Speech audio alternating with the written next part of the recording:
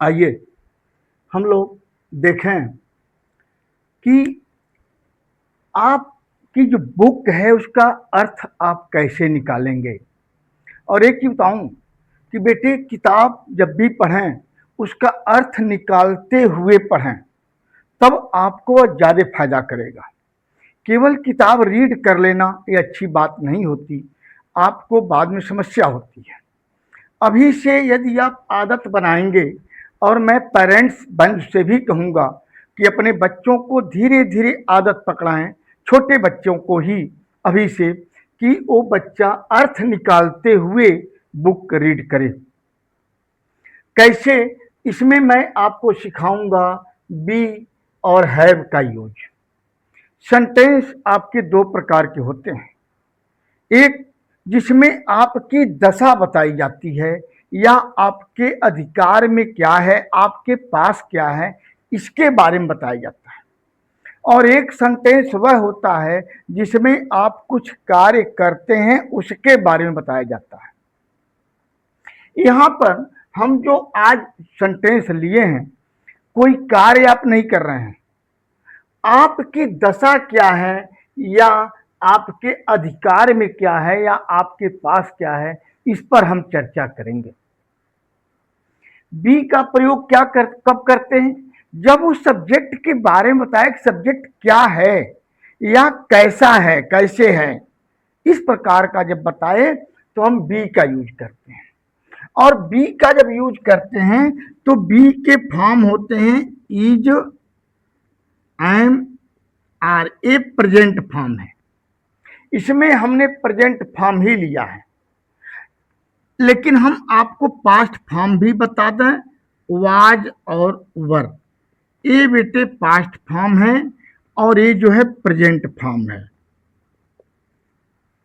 ठीक है, तो हम इसमें द हार्स इज, हार्स के बारे में बता रहा है। आप जैसे हैं वैसे ही अर्थ निकालें। और क्या है? एक जानवर है, और कैसा जानवर है? वफादार, फैदफुल। तो फैदफुल इसका एडजेक्टिव है। और ये जो है इसका बहुत विस्तार से बता रहा हूं कि आप अच्छी तरह समझें। और ये क्या है? इसका आर्टिकल। इसी प्रकार से कोई भी नाउन हो, काउंटेबल होना चाहिए। नाउन हो तो उसके साथ यदि एडजेक्टिव है, काउंटेबल है तो उसके साथ आर्टिकल जरूर लगेगा, या तो प्लूरल में रहेगा। तो ये सिंगुलर में दिया है तो इसके साथ आर्टिकल जरूर रहेगा, ए या एन। तो एनिमल, अब आप कहेंगे सर एनिमल है तो एन आना चाहिए, नहीं। क्यों अभी आ गया ए? फैदफुल एडजेक्टिव आ गया। तो जब नाउन के पहले एडजेक्टिव आ जाता है तो इस एडजेक्टिव के प्रोनाउंसिएशन के अनुसार ये लगा है आर्टिकल ए। यदि एनिमल के अनुसार लगता यहीं पर तुरंत, तब यहां एन एनिमल हो जाता। ओके, तो कभी भी रहे बच्चे क्या करते हैं, एडजेक्टिव रख देते हैं, फिर यहां पर आर्टिकल यहां रख करके फिर नाउन रखते हैं, गलत हो जाता है। तो आइए, द हार्स। अब यहां जो द हार्स कहा गया है, ठीक है, ये पूरे घोड़े जात के बारे में बताया जा रहा है। तो जब पूरे घोड़े जात के बारे में बताया जा रहा है तो यहां पर क्या लग गया? The horse is a faithful, घोड़ा एक वफादार जानवर होता है। ही इज, अच्छा बताइए ही क्यों लग गया? ये तो जानवर था तो इट का यूज होना चाहिए, लेकिन ही का यूज क्यों दे दिया? जब जानवर आपका पालतू हो, घोड़े आप पालते हैं, कहीं लावारिस घोड़े आप नहीं देखते होंगे, पालतू जानवर है। तो जो जानवर पाला जाता है उसके लिए हम बिल्कुल मनुष्य की तरह ही या सी का हम यूज करते हैं। तो घोड़ा, तो इसी नाते यहां पर क्या आ गया? इस जानवर के लिए ही आ गया। He is found. अब यहां देखें, इज फाउंड, इज और फाउंड जो है वर्ब का थर्ड फॉर्म है। इसका अर्थ निकलता है पाया जाता है। देखो बेटे, अभी सेशन शुरू हो रहा है, आप लोग एडमिशन करवा रहे होंगे, तो मैं चाहता हूं बिल्कुल बेसिक से कि आप इस तरह से देखें और सीखें। धीरे धीरे अर्थ निकालने आ जाएगा, बुक आपकी आसान हो जाएगी, क्वेश्चन आंसर लिखना आपके लिए इजी हो जाएगा।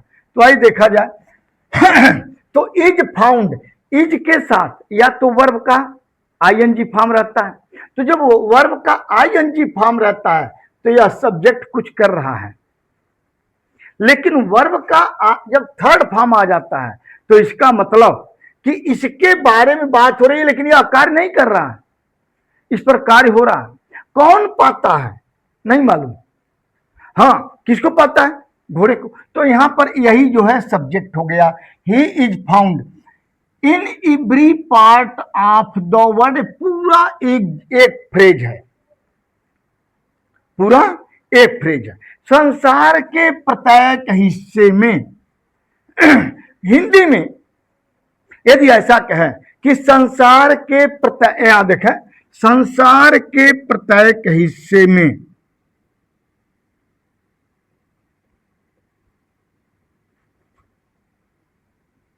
या भाग में, तो इनको आप क्या करें, जब पूरा एक ही फ्रेज है तो इधर से आप लटक जाइए, in every part of the world.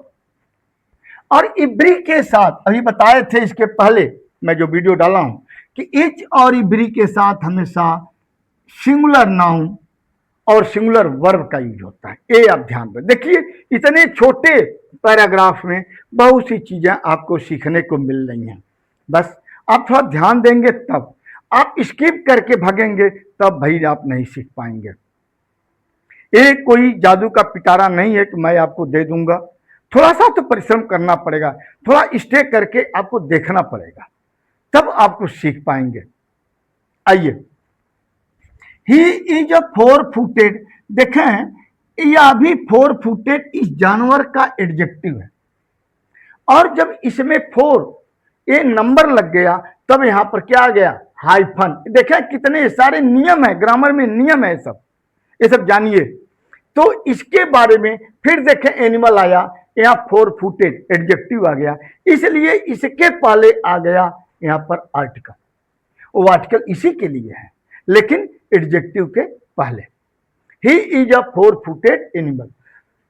अब यहां तक तो आपने जो देखा बी का फॉर्म था, लेकिन अब यहां से आप देखें हैज का प्रयोग हो गया। तो जब हम हैव का प्रयोग करते हैं, हैव, इसका प्रेजेंट फॉर्म होता है हैज, हैव, ये प्रेजेंट फॉर्म है।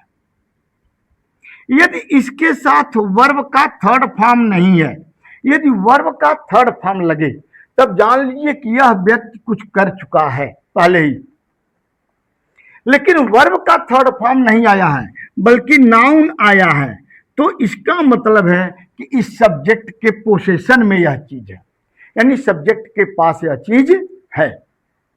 तो यहां पर देखें, he has a big and strong body. Body क्या है, नाउन है, वर्ब तो है नहीं, यानी उस सब्जेक्ट के पास यह चीज है। यानी अब इसको हम अर्थ निकाल सकते हैं, ऐसे भी कह सकते हैं उसके पास एक बड़ा और मजबूत शरीर होता है, या मजबूत शरीर है, हम ऐसा भी कह सकते हैं। दूसरी बात आप ऐसे भी कह सकते हैं कि उसे एक मजबूत और बड़ा शरीर होता है। आप उसका शरीर नहीं कह सकते, आप कैसे भी बनाइए, लेकिन यहां पर इसको और इसको एक साथ नहीं रख सकते। यदि एक साथ रख देंगे तब हिज बॉडी हो जाएगा, तब बात दूसरी हो जाएगी, तब यहां पर इज की बात आ जाएगी, बी का फॉर्म, यानी his body is big and strong, तब ऐसे हो जाएगा। ठीक है, यदि इसको इसके साथ कर देंगे तब। तो आइए फिर देखें, he has 2 eyes and years, ध्यान दीजिएगा, यानी यहां भी नाउन आ गया ईयर और आईज का, यानी उसके पास होने की बात। अर्थ कैसे निकालेंगे, ही हैज उसे होती है या उसके पास होता है या उसे है, ऐसे भी कह सकते हैं। 2 आंखें और 2 लंबे कान, आपको मैं सिखा रहा हूं।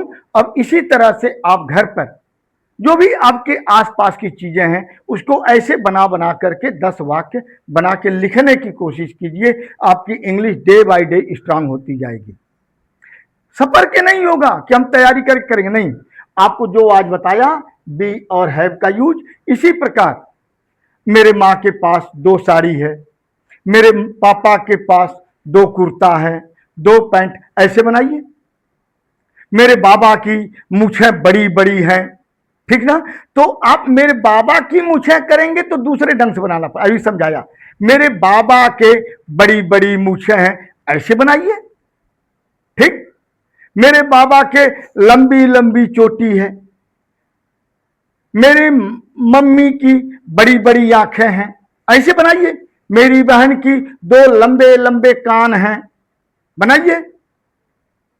आप ऐसे अपने घर में ही, बाहर मत जाइए, अपने घर में अगल बगल। मेरे पास 4 कलमें हैं, तो इस पर बेटा आज कम से कम एक पर बी पर अलग बनाना और हैव पर अलग 10-10 वाक्य बेटे अपने घर से ही बेटा शुरू करना, इसको बेटा बनाना, ठीक है। आओ अब देखिए फिर यहां he has a long neck, तो अब यहां फिर उसी के होने की बात आ गई, क्या कि उसे एक लंबी गर्दन होती। इसका अर्थ ऐसे निकालेंगे, यही मैं सिखा रहा हूं, आप ऐसे करेंगे, उसे एक लंबी गर्दन होती है, ऐसे अर्थ निकालेंगे। ही हैज 4 लॉन्ग लेग्स, आइए भाई, उसके 4 बड़े बड़े टांगे होती हैं। अब आगे समझ में ना। ही हैज हेयर, अच्छा उसे बाल होते हैं, तो बाल तो बहुत होंगे, एक ही तो नहीं होगा, तो इसको प्लूरल में डालना चाहिए था। अच्छा मैंने गलती कर दिया, भूल हो गई हमसे। नहीं बेटा, मुझसे भूल नहीं हुई। हेयर आप काउंट नहीं कर पाते हो, नहीं ना। तो हेयर जब आप काउंट नहीं कर पाते हो तो इसका सिंगुलर और प्लूरल फॉर्म सेम होता है। हाँ, यदि मान लीजिए आपके पापा के 2-1 बाल पक गए हों, आपके भी तो पक सकते हैं, भले छोटे हो लेकिन आपके भी 1-2 बाल तो पक सकते हैं। इतने बाल हैं कि हम काउंट नहीं कर सकते। लेकिन कोई एक बाल सफेद दिख रहा है, 2 बाल सफेद दिख रहा है, तो आप कहते हो पापा देखिए आपके 2 बाल सफेद हो गए, आप कहते हो ना। तो जब यहां पर आप बाल को काउंट कर लेते हो, 1 या 2 बाल सफेद हुए हैं, तब वहां एयर्स हो जाएगा, 2 हेयर्स यहां हो जाता है। इसी प्रकार मछलियां हैं, वो भी अनकाउंटेबल है, यानी कलेक्टिव में आ जाते हैं। तो लेकिन आपने कहीं पाला है मछली, एक्वेरियम में आपने पाला है अपने, वो अब तो कुआं है नहीं कहीं, तो 1 या 2 मछली है तो आप वहां फिशेज कर सकते हैं, वो वेराइटी बताता है। इसी प्रकार ये हेयर आप काउंट नहीं कर सकते है, नहीं काउंट कर पाएंगे, तो यहां पर क्या हो जाता है, ये सिंगुलर और प्लूरल सेम रहता है। तो ही हैज हेयर कहां, ऑन हिज, उसके गर्दन पर, उसके गर्दन पर क्या बाल होते हैं, या ऐसे कहूं वह अपने गर्दन पर बाल रखता है, ठीक है। ये देखें, अब यहां देखें हॉर्सेज आर, देखो बेटे पूरी जात को इंडिकेट करने के लिए 2 चीजें हैं। देखो बहुत अच्छे अच्छे वाक्य मैंने लिए हैं। 2 चीजें होती हैं, या तो सिंगुलर में है तो द, जैसे ऊपर ही था द हार्स, ये सिंगुलर है तो द लगा दीजिए, या प्लूरल में लिखिए तो पूरी जात को बताएगा। इसी नाते दोनों वाक्य लिया हूं, द का भी यूज हुआ है और यहां हॉर्सेज का भी है। Horses are of many colours, घोड़े कई प्रकार के, कई रंगों के होते हैं। हमें उम्मीद है कि आपको बहुत ही बढ़िया आज का ये चैप्टर लगा होगा। आप इसको बार बार देखें, बार बार देखें, और आप इसी प्रकार से अपने आप अपने अगल बगल की चीजों से, अपने मम्मी पापा भैया दीदी इन समूह से लेकर के एक एक पर 10-10 वाक्य बनाएंगे, बहुत कुछ आप सीखेंगे। Thanks for watching. हाँ, आप इसी प्रकार के अच्छी अच्छी चीजें चाहते हैं, 2 चीजें हैं। एक तो पहली बात तो मेरा चैनल सब्सक्राइब कर लें कि जिससे जब भी मैं अपलोड करूं तुरंत आप पास पहुंच जाए और आप इसको देख सकें, अपना ज्ञानवर्धन कर सकें, एक बात। दूसरी, यदि आप मेरा क्लास ज्वाइन करना चाहते हैं तो आप कमेंट में अपना नंबर, व्हाट्सएप नंबर और अपना नाम और कक्षा डाल देंगे। मैं अपने गूगल मीट पर अपने व्हाट्सएप ग्रुप में आपको डाल करके आपको लिंक भेज दूंगा और आप क्लास ले सकते हैं। इस तरह से आप कर सकते हैं। उसकी फीस मात्र 199 यानी 200 कह लीजिए, मात्र 200 रुपये इंग्लिश और मैथ दोनों की है, क्लास 6 से लेकर के और 10 तक। इंटर का है, केवल इंग्लिश है। बहुत ही आसान किया हूं, यदि आप चाहते हैं तो आप आ सकते हैं उस पर।